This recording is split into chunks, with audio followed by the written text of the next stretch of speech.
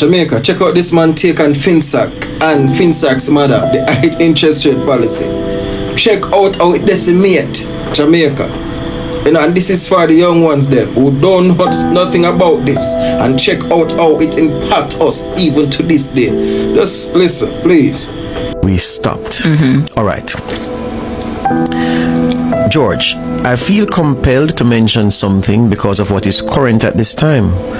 Why is it that when we speak to the FINSAC episode, we speak only of the economic fallout, as if it's an incident all on its own and totally disregard the social ramifications of that horrible episode in our history? We also tend to speak about the banks that failed. However, it was more than that, as over 40,000 businesses were destroyed. Just imagine for a minute that if each of those businesses employed only one person, then that's still a lot of people who would have been hurt. The commercial, manufacturing, agricultural sectors, etc. were all marred by the economic upheaval of the time, not just banks. I remember an earlier episode of the Susan Show where she interviewed the owner of Reggae Sunsplash. When she asked him what happened, he indicated that the festival was doing so well that he wanted to expand the product. That was the death of them, as they were FINSAC'd and the festival was no more. Many persons say that what happened occurred many years ago, so why speak as if it is now? But I say you cannot ignore the social ramifications which impact us even to this day.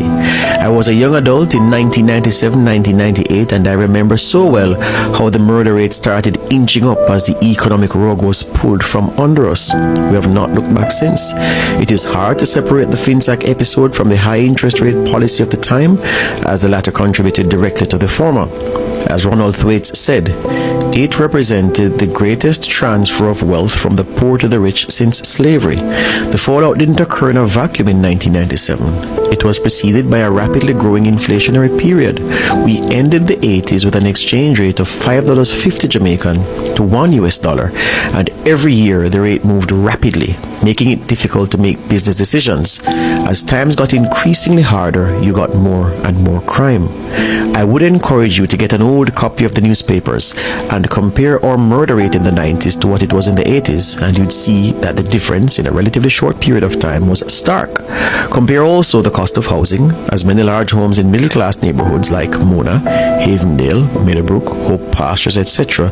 could be had for less than $50,000. Go ahead and check a Gleaner classified in the late 1980s. I remember exploring the idea of buying a house and asking a developer why the cost of housing was so prohibitive, and he told me that it was due to the cost of money. Interest rates were just too high. Now we're asking ourselves why people not having children, but if you have them, where are you going to house them? Anyway, I digressed a little, though not totally, as I'm trying to show how the period of the 90s has impacted us even to this day. As more and more Jamaicans found themselves outside of the formal economy due to the precipitous closure of thousands of businesses, the informal economy grew.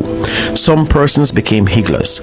My memory of what it was like prior to that period was that we never had so many persons selling on the roads, as the manufacturing sector, including factories in the free zone, etc., absorbed many of our unskilled workers. There was even a song released that spoke to it. Cost of living getting higher, more seller than buyer. Other former employees decided to put car up on the road with their redundancy money. And this, of course, is when the indisciplined driving was heightened. These PP drivers were nothing more than hustlers on the road. Unfortunately, some who were laid off took to illicit activities, especially the drug trade, and became drug mules in their attempts to smuggle drugs to the United States. At that time, practically every week, an Air Jamaica plane was seized, and the airline had to pay thousands of US dollars to retrieve it when drugs were discovered on a plane, contributing to the demise of Air Jamaica. The productive economy was in a slump because it was easier to invest in high interest-bearing government paper. Less production meant that we had to import more to meet our basic needs, consequently pushing up our import bill and putting more and more pressure on our foreign exchange. The slump in the formal economy also meant that the government was taking in less revenue, so borrowing was the order of the day, and it did so by selling high interest-bearing government paper on the local market to survive. This pushed interest rates up even further, and our domestic debt was higher than our international debt. Less tax revenues also meant the government had to introduce new taxes just to keep the economy afloat, and each year, every impending budget presentation by the Finance Minister, Dr. Omar Davis, was met with trepidation as more and more businesses and consumers struggled to survive. When you have a situation where the informal economy is growing faster than the formal economy, you are going to have crime and you are courting trouble, especially if persons are engaged in illicit activities, as is currently the case with scamming. To date, we are unable to turn back the clock on crime, especially murders.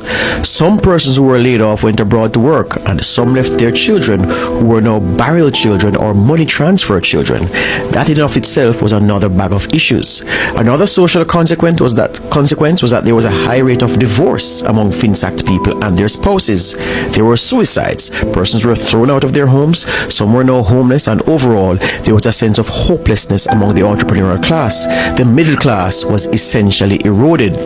FINSAC and its mother, the high interest rate policy, was more than just banks failing. It represented the destruction of many lives, and the aftermath, the social ramifications, have borne children and grandchildren. That is what this senior public servant